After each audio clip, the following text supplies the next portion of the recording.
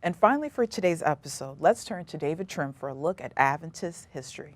This week, we hear about a missionary couple who served in Venezuela. Welcome to This Week in Adventist History. On February 2nd, 1917, William and Verna Baxter disembarked at the port of Caracas in Venezuela.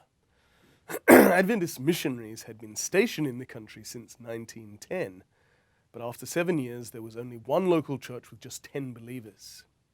Elder Baxter was president of the Arkansas Conference when he was called to mission service as a pastor in Venezuela, then part of the Southern Caribbean Conference.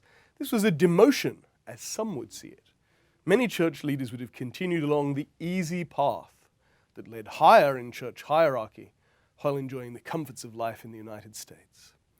But William and Verna accepted the call to Venezuela.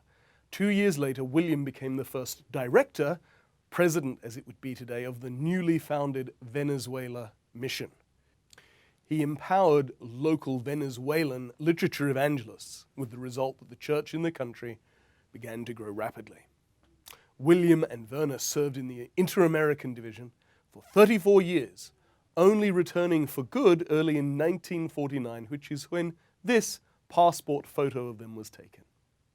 William was then well past the age of 67 and Verna was already 68.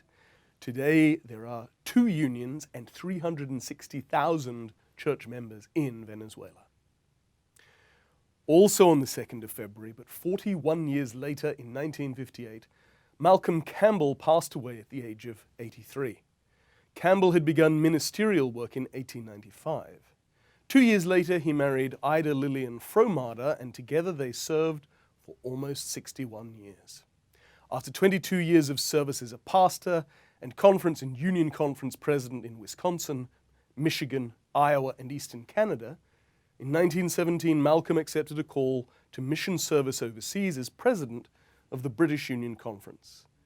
In 1922 he returned to North America, where he served in various capacities until elected by the 1936 General Conference session as president of the North American Division, a position he held until his retirement in 1939.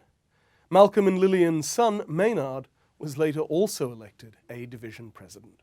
And that was This Week in Adventist History.